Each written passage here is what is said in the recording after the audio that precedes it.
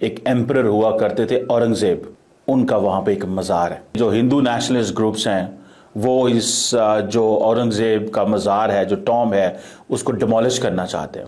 हिंदू जो है वो इस वक्त मानते नहीं है, वो कहते हैं कि इन्होंने हम पे बड़ा जुल्म किया।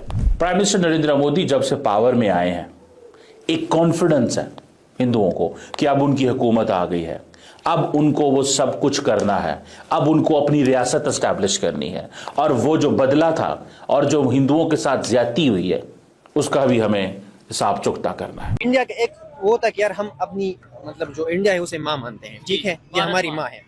तो जब हमने वो सेपरेट हुए ना, मतलब पाकिस्तान अलग हुआ, तो उन लोगों ने कहा ये ख्याल था कि यार हमारी माँ आपने वो कर दी। तो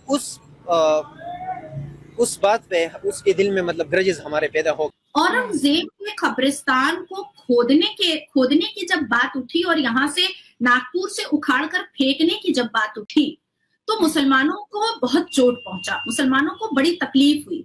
अब आश्चर्यचकित बात यह है कि 57 मुस्लिम मुल्कों को ये इससे प्रॉब्लम नहीं हुआ, ना ही 57 मुस्लिम मुल्कों ने ये सोचा और ये पूछा भारत की सरकार से कि वो कब्र को उखाड़ करके फेंकने के बाद आप हगने और मूतने की जगह बनाएंगे या आप कुछ और करेंगे। और इसीलिए वो नरेंद्र मोदी को अपना लीडर समझते हैं कि नरेंद्र मोदी वो शख्स है जो हमें वो रास्ता दिखाता है, हमें वो मंजिल पे दिखाता है, हमें वो हर कुछ दिखा रहा है जो कि हिंदू रियासत के अंदर होना चाहिए, और हमारी जो लॉस्ट ग्लोरी है वो हमें वापस लेके आ रहा है। हमारी आइडेंटिटी जो क्राफ्ट कर रहा है वो नरेंद्र मोदी का। जय हिंद दोस्तों, नागपुर में औरंगजेब की मजार को उखाड़ फेंकने के लिए कई लोगों ने कोशिश की, लेकिन इसी बीच वहां पर दंगे शुरू हो गए।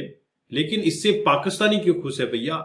ये वही औरंगजेब है जिसने भारत में आकर अत्याचार किया और भारत में कई मंदिरों को नेस्तनाबूद किया। अगर इसकी मजार को कहीं शिफ्ट किया जा रहा है तो क्या गलत है, आप बताइएगा। मुगल एक एम्परर हुआ करते थे औरंगजेब, उनका वहां पे एक मज़ार है, और ये जो क्लैशेस वहां पे हुए हैं, इन क्लैशेस की भी एक हिस्ट्री है, माजी है।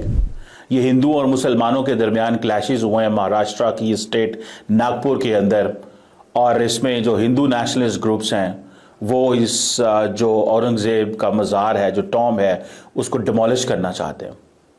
आपको पता है कि औरंगजेब तकरीबन 300 साल पहले फौत हो चुका है। इस वक्त की पोजीशन ये है कि वहां पे कर्फ्यू है, बहुत सारे जो पुलिस हैं वो जख्मी हुए हैं, बहुत सारे लोगों के घर डैमेज हुए हैं, बहुत सारे लोग जख्मी हुए हैं, जो जानों का नुकसान का खदशा है, जो व्हीकल्स हैं उनको भी तोड़फोड़ की गई है। और सुनने में ये आ रहा है, ये बातें की जा रही हैं कि 50 के करीब लोगों को अरेस्ट कर लिया गया है। और जो टॉप चीफ एग्जीक्यूटिव हैं महाराष्ट्र के, देवेंद्र फडणवीस, उन्होंने ये कहा है कि ये रूमर्स फैलाई जा रही हैं कि शायद कोई रिलीजियस कंटेंट जो है उसको जलाने की बात हो रही है। वो कह रहे हैं ऐसी कोई बात नहीं है, ये गलत रूमर्स हैं। आपको पता है कि औरंगजेब का ये जो मकबरा है, ये याद रखें, ये तकरीबन 500 किलोमीटर दूर है नागपुर से। और ये जो शहर है इसको पहले औरंगाबाद कहा जाता था, लेकिन बाद में जारी बात है इसका नेम चेंज कर दिया गया। अब ये जो इंडिया, आपको पता है वहाँ पे इस वक्त जो भारतीय जनता पार्टी है और हिंदू जो नेशनलिज्म है वो बड़े पीक पे है। वो ये समझते हैं कि इन्होंने हिंदुओं की परसिक्यूशन की है, और 17वीं सदी के अंदर ये सब कुछ हुआ। हिंदू जो है वो इस वक्त मानते नहीं है, वो कहते हैं कि इन्होंने हम पे बड़ा जुल्म किया। प्राइम मिनिस्टर नरेंद्र मोदी जब से पावर में आए हैं, एक कॉन्फिडेंस है हिंदुओं को कि अब उनकी हुकूमत आ गई है, अब उनको वो सब कुछ करना है, अब उनको अपनी रियासत एस्टैब्लिश करनी है, और वो जो बदला था और जो हिंदुओं के साथ ज्यादती हुई है उसका भी हमें हिसाब चुकता करना है। एक बॉलीवुड मूवी है शावा, उसकी रिलीज के बाद ये टेंशन जो है वो बढ़ी। प्राइम मिनिस्टर मोदी जो है उन्होंने भी इस मुगल एम्परर औरंगजेब के बारे में बात की हुई है, और उन्होंने कहा कि इस बंदे ने बहुत ज्यादा ऑपरेशन किया और उसकी वजह से हिंदुओं को बहुत नुकसान उठाना पड़ा। और उन्होंने कहा कि औरंगजेब ने जो है वो हमारे साथ बड़ी ज्यादती की, लेकिन हमारा जो फेथ है वो हिला नहीं है। ये नरेंद्र मोदी ने 2022 के अंदर एक दफा ये बात की थी, एक तकरीर की थी। इसके साथ साथ नरेंद्र मोदी ने जो कांग्रेस पार्टी है उस पर भी तनकीद की है कि वो सिलेक्टिवली क्रिटिसाइज करते हैं हिस्टोरिकल फिगर्स के ऊपर। और ये जो औरंगजेब जैसे रूलर्स हैं, इनके ऊपर साइलेंस है। इन्होंने हिंदू टेम्पल्स तोड़े, और ये जो नवाब थे, निज़ाम थे, सुल्तान थे, बादशाह थे, इनके बारे में वो तनकीद नहीं करती, उस तरह कंडेम नहीं करती जिस तरह कंडेम करना चाहिए।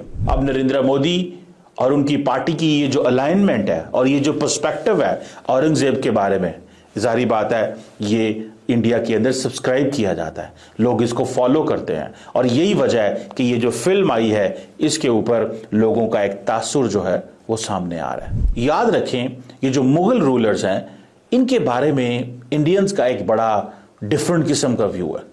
वो समझते हैं कि इन मुगल रूलर्स ने हमारे साथ ज्यादती की है, कि बाहर से आए, इन्होंने हमें लूटा, हमें तरक्की नहीं होने दी, हमारे मज़हब, हमारी आइडेंटिटी, हमारी सियासत, इन हर चीज़ को ख़राब किया, हमारे मुआशरे को ख़राब किया, और यही वजह है कि आज हमें अपना बदला भी लेना है, और आज हमें अपना राज भी इस्टेब्लिश करना है, और आज हम एक हिंदू स्टेट बनेंगे और बन रहे हैं। ये जो हिंदू नेशनलिस्ट ग्रुप हैं, ये बेसिकली इन मुगल रूलर्स, पर्टिकुलरली औरंगजेब को एक ऑप्रेसिव लीडर के तौर पे जानते हैं। और जो नरेंद्र मोदी ने अगले दिन एक इंटरव्यू दिया अमेरिकन पॉडकास्टर को, जिसमें उन्होंने कहा कि इंडिया एक सिविलाइजेशनल स्टेट है, तो वो समझते हैं कि हमने उस हर चीज को मिस किया और हमें फिर 1947 में उस जर्नी का आगाज करना पड़ा। ये जो सोच है नरेंद्र मोदी के अंदर, ये सोच अब इंडिया की आवाम के अंदर भी है, और इसीलिए वो नरेंद्र मोदी को अपना लीडर समझते हैं कि नरेंद्र मोदी वो शख्स है जो हमें वो रास्ता दिखाता है, हमें वो मंजिल पे दिखाता है, हमें वो हर कुछ दिखा रहा है जो कि हिंदू रियासत के अंदर होना चाहिए, और हमारी जो लॉस्ट ग्लोरी है वो हमें वापस लेके आ रहा है। हमारी आइडेंटिटी जो क्राफ्ट कर रहा है वो नरेंद्र मोदी कर रहा है। इसीलिए नरेंद्र मोदी इन तमाम टॉपिक्स के ऊपर बात करते हैं जो समझते हैं कि हिंदू आइडेंटिटी को स्ट्रेंथन कर सकती है। औरंगजेब की कब्र उखाड़ने पर जी दंगे हो रहे हैं। इस वक्त जो है नागपुर के अंदर कर्फ्यू है, 50 से ज्यादा जो लोग हैं उनको अरेस्ट किया जा चुका है। नागपुर पुलिस की जानिब से टीयर गैस का भी इस्तेमाल किया जा रहा है, और जो है कई जगह पर ऐसी भी वीडियोस हमें देखने को मिल रही है जहां पर जी पथराव भी किया गया है। नागपुर में ही आरएसएस का कार्यालय है, मुख्य कार्यालय है, क्योंकि पाकिस्तान हमेशा आरएसएस के ऊपर लांछन लगाता है, झूठी अफवाह फैलाता है, इसलिए मैं कह रही हूँ। और आपने अभी खुद भी एक्सप्लेन किया कि नागपुर हमेशा शांति वाला रहता है। अच्छा, तो हमारे पूरे भारत देश से लेकर के पूरी दुनिया को पता है कि जो मुसलमान शांतिपूर्ण समुदाय कहलाता है वो पूरी दुनिया में अशांति फैलाने में अभी अव्वल दर्जे पर है। लिस्ट में अगर पहला नाम आता है तो मुसलमानों का ही आता है जो अशांति फैलाते हैं। अब चाहे वो बलोच और पाकिस्तान हो, अफगान या पाकिस्तान हो, तुर्की या पाकिस्तान हो, ईरान या पाकिस्तान हो, अशांति फैलाने में सबसे बड़ा जो कर्तव्यों का पालन है वो मुसलमान बखूबी करता है। अब बात आती है मुगलिया सल्तनत और औरंगजेब की जी। अब औरंगजेब आपने खुद कहा 300, 350, 400 साल पहले 1600 दशक की बात है कि जब औरंगजेब का कोई मुगलिया सल्तनत हुआ करता था। औरंगजेब के कब्रिस्तान को खोदने की जब बात उठी और यहाँ से नागपुर से उखाड़ कर फेंकने की जब बात उठी तो मुसलमानों को बहुत चोट पहुंचा, मुसलमानों को बड़ी तकलीफ हुई। अब आश्चर्यचकित बात यह है कि 57 मुस्लिम मुल्कों को ये इससे प्रॉब्लम नहीं हुआ।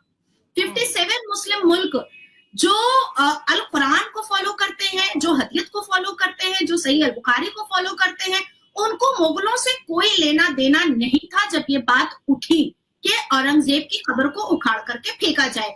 ना ही 57 मुस्लिम मुल्कों ने ये सोचा और ये पूछा भारत की सरकार से कि वो कब्र को उखाड़ करके फेंकने के बाद आप हगने और मूतने की जगह बनाएंगे या आप कुछ और करेंगे। मेरे हिसाब से औरंगजेब के चरित्र और उसके इतिहास को पढ़ने के बाद उसके खबर पर हगने की जगह बनानी चाहिए। तो अब बात आ रही है कि औरंगजेब के नाम पर अगर आप औरंगजेब की तरह शांतिपूर्ण समुदाय तलवार और कुल्हाड़ी लेकर खड़ा हो जाएगा तो उनकी जगह भारत में जेल होगी, इसके अलावा कुछ भी नहीं। तो दोस्तों, आपने ये वीडियो देखी और आपने पाकिस्तानी रिएक्शन देखा औरंगजेब की मजार को लेकर। औरंगजेब एक क्रूर शासक था जिसने अत्याचार किए, और उसकी अत्याचारों की इतनी खौफनाक कहानियां हैं। आपने मूवीज भी देखी होंगी जो औरंगजेब के ऊपर बनी है, साथ ही साथ आपने औरंगजेब की कहानियां भी सुनी होंगी।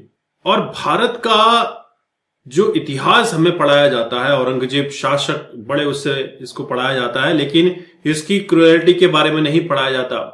वहीं सुभाष चंद्र बोस, सरदार वल्लभ भाई पटेल जो हमारे लीडर रहे हैं, जिन्होंने देश की आजादी के लिए काम किया है, इनके बारे में कहीं पर छोटा सा लेख मिलता है।